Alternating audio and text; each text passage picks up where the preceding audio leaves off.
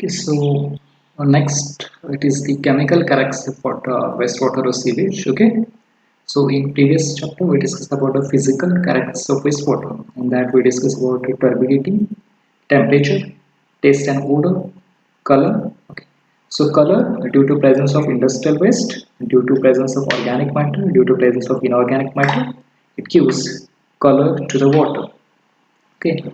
Also, the taste and odor due to presence of organic matter, industrial waste, due to presence of algae and other types of different gases which change the taste and odor of that wastewater. Okay. Next, temperature due to presence of high temperature that going to be increase the growth of the different plants and that going to be decrease the oxygen content in water.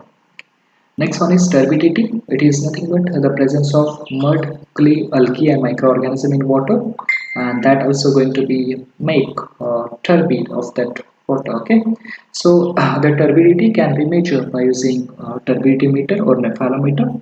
So NTU is a unit of measurement of turbidity. Okay, and the principle of nephalometer, it is a scattering of light. Okay, so on the basis of principle, light scatter that measure the turbidity of water. Okay, so these are the different physical characteristics of wastewater or sewage. Okay, next is the chemical characteristics of wastewater. Okay, so what are the different chemical characteristics of wastewater? So the different characteristics, that is like pH. Next one is dissolved oxygen. Next one is BOD, biochemical oxygen demand. Next COD, chemical oxygen demand. Next chloride. Next alkalinity. So these are the different the chemical characteristics of wastewater. Okay. So as we in previous semester we discussed about the chemical characteristics of water. Okay. And in chemical characteristics of water, we discuss about the pH of water. Next, we discuss about the hardness of water. Okay. Also, we discuss about the alkalinity of water. Then we discuss about the chloride of water. Okay. Also, we discuss about the dissolved of water. So these also the residual chlorine. Okay. So these are the different the chemical characteristics of water. Okay. So similarly, now we are going to discuss about the chemical characteristics of sewage. Okay. So the first one is the pH, as same as the water. Next one is dissolved oxygen. Next one is BOD, biochemical oxygen demand. Next one is COD, chemical oxygen demand. Next chloride and next alkalinity. Okay. So what is pH? So we know the pH, it is nothing but the hydrogen ion concentration present in water. Okay. So whatever that hydrogen ion concentration is an important quality parameters of the wastewater, and what is the amount of hydrogen ion concentration present in that water? It indicates the pH of that water. Okay. So the pH value, all know the pH value, 7 is the normal pH value. When less than 7, you can say it is acidic water. When it is more than 7, you can say alkaline water. Okay. So pH is important in case of wastewater or sewage because during the treatment of this water. Okay. So during treatment of water, different chemical actions, chemical reactions takes place. And in that, also the biological activity takes place. So in that, pH is the matter. So that's pH, the maintenance of pH in this process of treatment is important. Okay, so that's why the pH is more significance in treatment of wastewater. So basically, if you consider the fresh sewage, so fresh sewage, it is alkaline in nature, and as time going to be increases, that going to be converted into the acidic. Okay, so this is what the acidic sewage and alkaline sewage. Okay, so now how to measure the pH? Okay, so pH that can be measured by using pH meter. Okay, so pH meter, it is the equipment which is used to measure the pH of water. Okay, so from that pH meter, which the pH meter which consists of glass electrode, that is called as pH electrode, and when we dip that pH electrode into a sewage and wastewater, that indicate the pH value on the board. Okay, so either it may be 7, 8, 9, or either it may be the 4, 5, 6. Okay, so if it is alkaline, that indicate the pH more than 7. If it is acidic, that indicate the pH less than 7. Okay.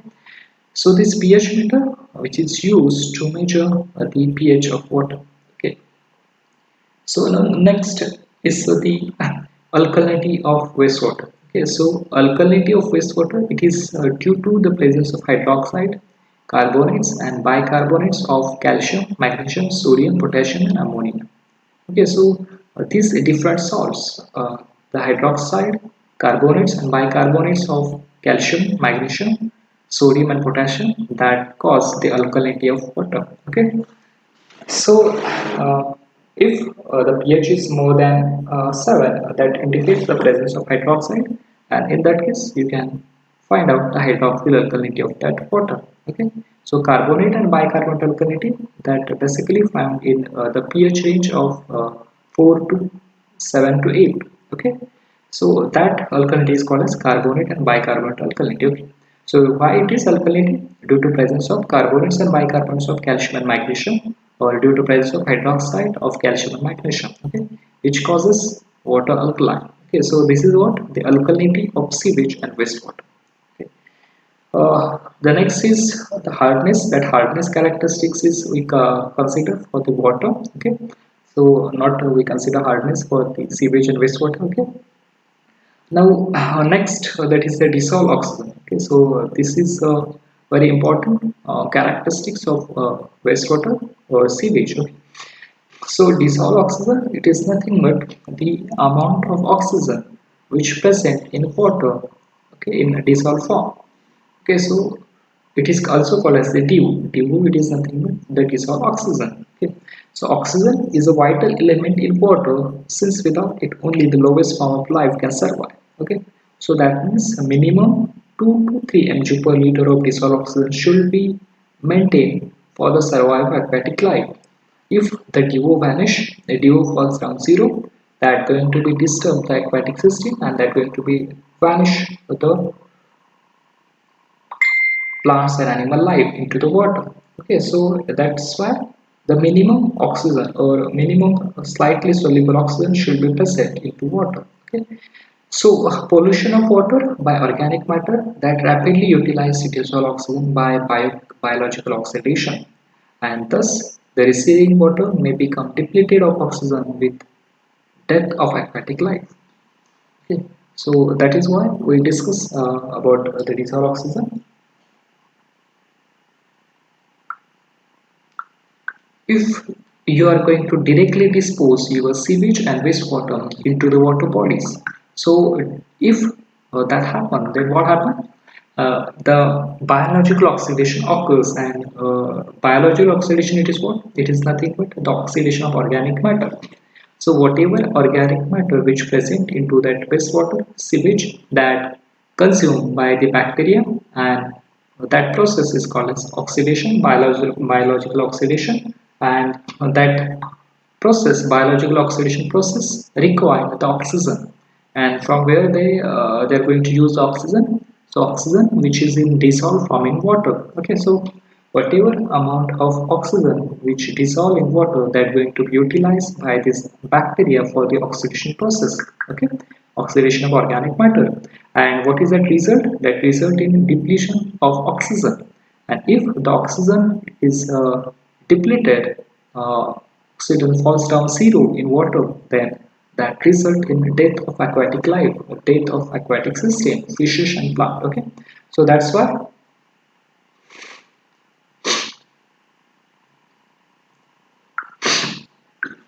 dissolved oxygen is the important parameter for the wastewater and sewage during the disposal and during the treatment of sewage. Okay. For the survival of aquatic system, minimum 2 to 4 mg per liter dissolved oxygen should be present in water bodies. Okay. So the next important characteristics, that is called as BOD, that is nothing but the biological oxygen demand. Okay. So what is a BOD, or biological oxygen demand? So BOD, it is nothing but the amount of dissolved oxygen from wastewater which is required by the aerobic organism to degrade the biodegradable organic matter at 20 degrees Celsius for 5 days of period. Okay, so that is the definition of BOD. Okay, what is that? The amount of dissolved oxygen from wastewater required by aerobic organism, microorganism, to degrade the biodegradable organic matter at 20 degrees Celsius for 5 days of period. Okay, that means this process required 5 days of period for completely oxidation of organic matter. Okay, so there are two conditions. One is a 5 days of period, and now this is going to be changed into the 3 days. Okay, so if you want to find out the 5 days of BOD, you okay, so for 5 days period of BOD, the temperature is required 20 degrees Celsius, and if you consider if you consider 3 days BOD, then we require the temperature 27 degrees Celsius. Okay, so this is the two condition. If you want to 5 days BOD, that is need to keep 20 under 20 degrees Celsius, and if you want to find out the 3 days BOD, in that case we need the 27 degrees Celsius temperature. Okay, so 27 degrees Celsius for 3 days of BOD and 20 degrees Celsius for 5 days of BOD. Okay, so during the process of oxidation, this biological oxidation, this whatever the aerobic organism which present into that sewage and wastewater, they are going to consume the oxygen which present into that wastewater. Okay, and during this process, they are going to oxidize the organic matter which present in the form of food, which consumed by that organism, and that going to be oxidized. Okay, that process is called oxidation of water. So that is the how much amount of oxygen is consumed or required for the oxidation for that particular period of time. That is nothing but the measure of dissolved oxygen. Okay, so as we already okay, so what is the definition of dissolved oxygen? The amount of dissolved oxygen from wastewater required by microorganism, aerobic microorganism to degrade biodegradable organic matter at 20 degrees Celsius for 5 days of period. And now recently the temperature and period is changed to 27 degrees Celsius for 3 days of period. So the sewage which contains both suspended as well as dissolved matter. So the portion of suspended and dissolved matter may be organic in nature or may be inorganic in nature. Okay. So this organic matter is carbohydrates, proteins, fats present in sewage, and this is called as carbonaceous organic matter, or either you can say the nitrogenous organic matter. That depends upon what? That depends upon the presence of carbon and nitrogen. If it is presence of carbon, that is you can say the carbonaceous organic matter. If it is presence of nitrogen, you can say the nitrogenous organic matter. Okay. So this organic matter is carbohydrates, proteins and fats which present in sewage. Okay. So this organic matter is the source of food for most of the microorganisms present in sewage. Okay. So these bacteria and organism, they live on that organic matter. Okay. So as the food exhausts, the life of that bacteria comes to an end. Okay. So this organic matter is the source of food for most of the microorganisms present in sewage, and as it is not possible for a microorganism food available outside the seawater, it is necessary to convert into such a form that it will pass through it. Thus, the conversion of complex organic matter into the simpler one is called as degradation. Okay, so whatever that process which occurs, that is called as oxidation. That is also you can say the degradation. Okay, that is conversion of complex organic matter into the simpler one. It is called as degradation. And the dissolved oxygen is used by microorganism to carry on this process of degradation. Okay, so he process होण्यासाठी degradation process होण्यासाठी they require the microorganism, and this microorganism utilize the amount of oxygen which present into that water. Okay, so if you are going to add more addition of organic matter through the different sources, it leads to more degradation process resulting in more depletion of dissolved oxygen from wastewater. Okay, so if you are going to add more and more organic matter into that water, so that going to be more degradation, and that going to be result into the depletion of dissolved oxygen from wastewater. Okay, so this is very important to note that minimum 2 to 4 mg per liter of dissolved oxygen should be or must be present for the survival of aquatic life. Thus, this parameter BOD, which gives an idea about the amount of organic matter and ultimately the pollutional strength of wastewater. Okay, so from that BOD content, or from that BOD parameter, we can find out what is the amount of BOD exactly, what is the amount of organic matter, and what is the pollutional strength of wastewater. Okay, so this BOD, which expressed in mg per liter at 20 degrees Celsius for 5 days of period. Okay, so we can calculate these 5 days of period as a DO consumed in test by the diluted sample into the dilution factor. Okay. So what is the dilution factor? Dilution factor, it is nothing but the ratio of the volume of the diluted sample to the volume of the undiluted sewage sample. Okay. So the ratio of both, what is dilution factor?